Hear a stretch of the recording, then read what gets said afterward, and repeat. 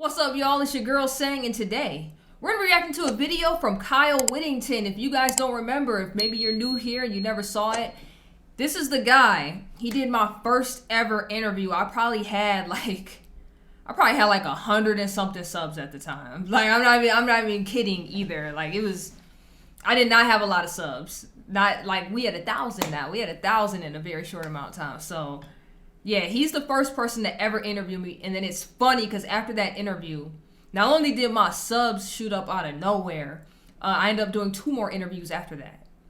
One of them, I think it drops this month or next month. She got to get back to me because she was booked. So there was like other interviews that had to drop before mine, even though she interviewed me a while ago. But I got interviewed 3 times since then. People been hitting me for collabs and stuff. This the man that started it. So I gotta give, hey, Kyle, my guy. You get the clap. You get the crowd clap. And he sent me some books. So hold on, I gotta show this to y'all. Because I told him I have to interview him too. But I was like, I don't know nothing about Catholicism because he's Catholic. So what did he do? He sends me, if I can get this up in here we go. So he sent me this book by Scott Hahn, who he might be able to hook me up with a little interview for my little church series. You know what I'm saying? We gonna see what happens. He sent me this book right here. I hope y'all, there it is. Yeah, focus in, camera, focus in. He sent me that, and he also sent me this right here. It's so funny because like before that interview, I think like maybe a week or 2 before he interviewed me, I had the weirdest mind shift ever about not only Catholics, but all the denominations under Christianity. Because coming in, I was like, this is about to be a crazy statement. I was a brand new Christian. I'm still brand new, but like I was fresh in. So I still had the mindset from when I was an unbeliever.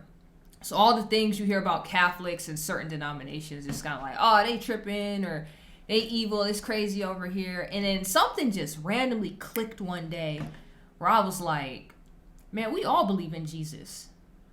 Like, we may all do all these weird different things in our denominations, or maybe you non-denominational like I am, and you just read your Bible and follow that. But at the end of the day, we all believe in Jesus. You know what I'm saying? So I figure we could watch his video. I think this is supposed to be like his testimonial video to how he ended up becoming Catholic. And it's called How Free Pizza Helped Me Become Catholic. So let's get in. Let's watch it together. And then y'all will know who he is because I'm going to try to interview him either this month or next. I just got to make sure my knowledge is a little bit better. I just got to make sure it's a little bit better. But we're going to aim for this month or February. Oh, I keep saying this month. It's December. January or February. Get it together, Sang. Hello, everyone. My name is Kyle Whittington, and I'm here to just share a little bit of my testimony. So, little background information. I was born in Portland, Oregon. For the first 11 months of my life, I lived in Vancouver, Washington. After that, my dad decided to move the family back to where he grew up in a little town called Boca Chica, Oklahoma. It is a suburb of Durant, Oklahoma, which nobody's ever heard of either. Which is about 2 hours north of Dallas, Texas. So it was right on the Red River, and pretty much everything that we needed to do was going to be in Texas. It'll be relevant later on in the story. So anyway, growing up in Oklahoma, it's the heart of the Bible Belt. It's not a very Catholic area. In fact, in my hometown, there was only one Catholic family. Now, providentially, that Catholic family had a very cute girl who was, just a few months younger than me. Sounds like fate, my man. So eventually things go on. In 2008, I got on a trip to go to Europe for like 20 days, and we spent a day or 2 in Rome and spent a whole day at the Vatican, which was a beautiful experience. I was kind of an art nerd, and it was really cool seeing all these things. And I had some questions in that, but I remember being so arrogant about that trip that I told the guy who ultimately became my RCIA sponsor, is like, haha, I'm more Catholic than you are, which, looking back on it now, is just what a stupid and ignorant statement. And so anyway, I come back from this trip and I go to a concert.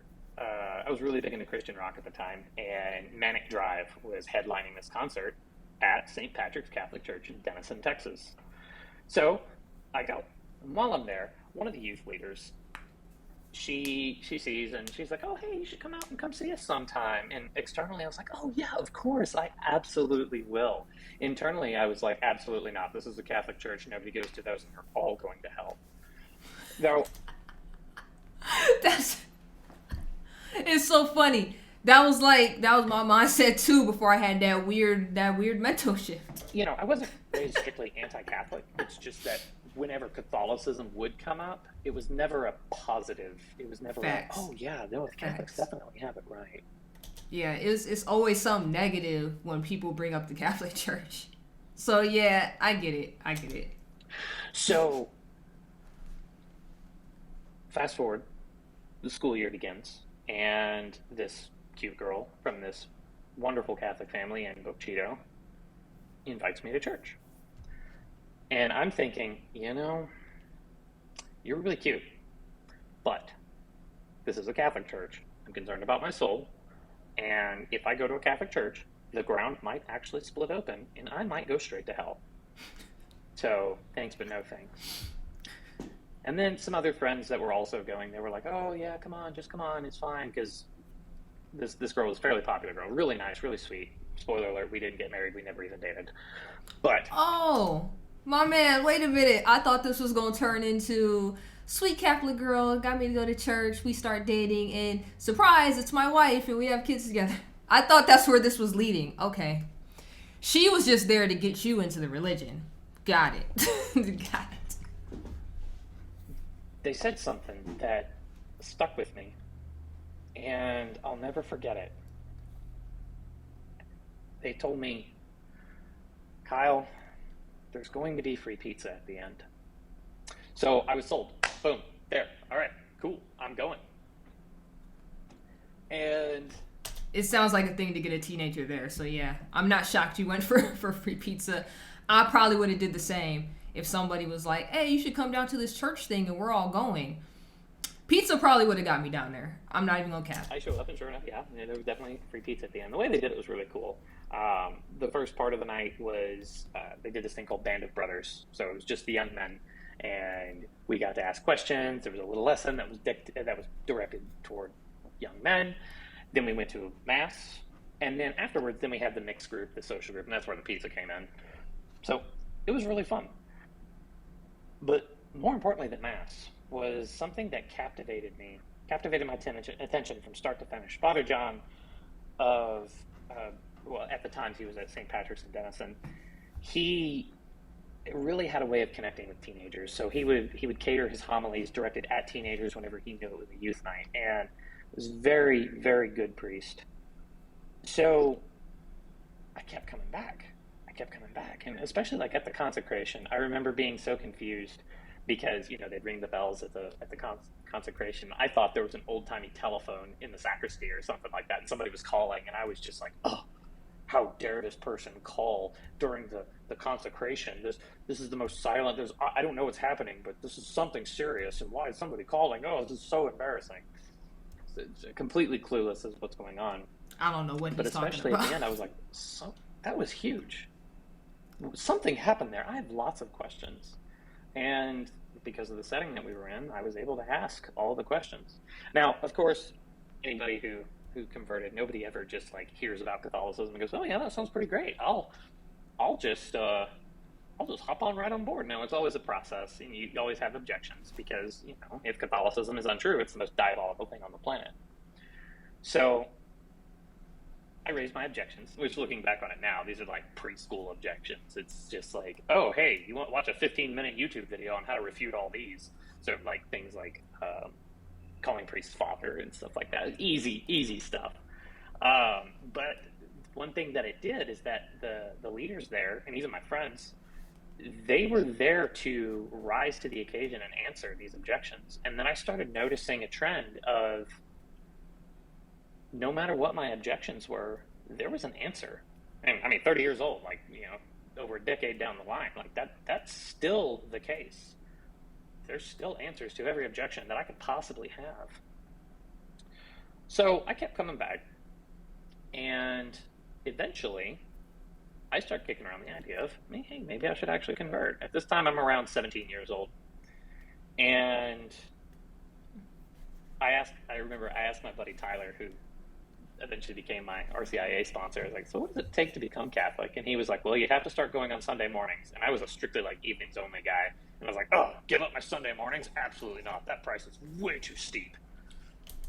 Bro, you went to church at nighttime? I feel like morning is better. You just get it over. And you know what? And it's crazy too, because your church probably not that long to begin with. Like, y'all church services, what was it? When I was in high school, because my two friends, they were Catholic. They went to the Catholic church in the city. They would complain. They'd be like, church service is so long on Sunday mornings. And I'm just like, how long is it? Y'all must be in there a good amount of time to be griping like this. It's about the length of a period here. And I'm like, a period? I'm like, 45 minutes? Your service is only 45 minutes? And they were like, yeah, that's so long. And me and the black kids around them just started laughing so hard, because if you've ever been to a black church, you're there all day. Like, you'd be lucky to leave in like 2 hours, okay? But no, most black church services, you're there forever. And then not only are you there forever, they sing. It's like they sing forever. Then the collection plate gets passed around like a bazillion times. So like, my man, morning service, because with the church I go to now, it's like about an hour and a half. That's probably what you had to do. And in the morning, that's like A1. I'd rather deal with that. But eventually, I remember the tipping point was, at the time I thought Comedy Central was still the funniest thing ever. I can't remember the name of the comedian, but I'd seen this special before, and I knew that it was funny because I, laughed before because I was a teenager and had a terrible sense of humor. And at one point, the comedian tells a priest joke, like insinuating that priests are pedophiles. And the first time around, whenever I watched that, I don't know if I remember it being particularly funny, but it was just kind of like okay, that's cute. But this time, I was legitimately offended. I turned off the TV and I was like, okay, I'm done with that. And as I was walking away to go do something else, I was like, whoa, okay. Whether I want to admit it or not, I've already converted. Mm-hmm. Yeah. I've went through that a few times since becoming religious. Things I watch, I still watch South Park, so you already know all the religious jokes in there, right? But there's certain things I'll see now where I'll just be like, wow, that's blasphemous. Wow, that's crazy. Wow, I can't believe they really said that. Simpsons, Family Guy, American Dad. I'll laugh at a lot of the stuff, but then like as soon as the religious jokes start cutting in, I just be like, wow, that's so blasphemous. That's crazy. I never used to say that, so I get it. Now it's just time to make it official. So I knew that I needed to talk to my friend and say, hey, I think we need to get this ball rolling. Yep. And then I was like, oh no, and I'm gonna need to tell my parents. So I remember telling my mom. It was like we had DVR, so we'd pause the TV. Mom, somebody called my mom, and she paused the TV. But before she could play it again, I was like, okay, it's now or never. And I said, hey mom, I think I need to convert to Catholicism. And you would have thought I was coming out of the closet. She was just like, okay. Well, at least you're not becoming a Mormon. That's funny. And she said, well, I've got two stipulations for you. One, you have to go do classes and get educated on it, and the two, you have to wait until you're 18, which this was like Lent of 2009.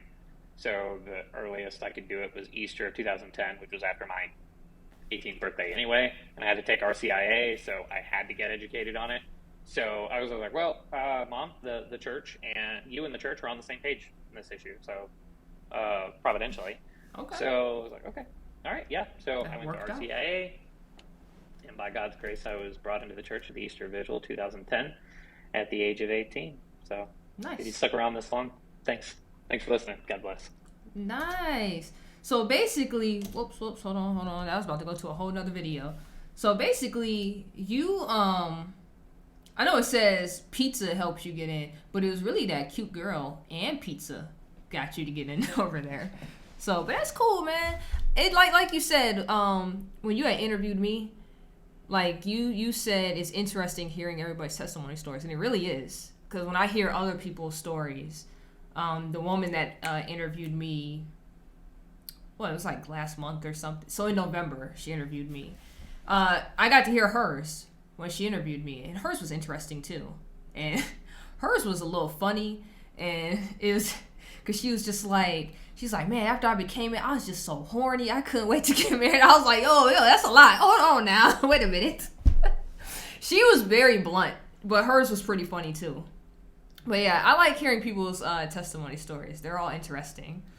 I noticed his comment section though. He had some people that was tripping because they were just like, "Oh, all it took was pizza, huh?" And it's like, so y'all didn't really watch this video, did y'all? Because it was more than pizza. Like that may have been the starter to get him there, but it was more than that. There's actually another video I watched where this guy was a Satanist, and the whole reason he even ended up at a Christian rock concert was because some girl that was cute asked him to come, and some other people he knew that was going to be there was like, hey bro, we know somebody you can buy weed from here. So he went for the cute girl and the weed, and he ended up leaving a changed man, and he left Satanism, became religious, and now he's a pastor now that he's older. And all that happened when he was a teenager.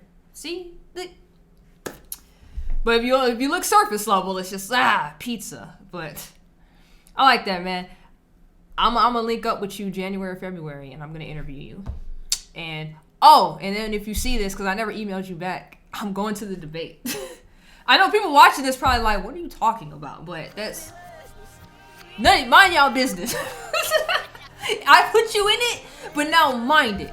Okay, I'm just messing with y'all. But if you guys liked it, let me know in the comment section down below. Make sure you like, comment, subscribe, hit that notification bell so you never miss when I drop a video. And until next time, you already know who it is. It's Sang.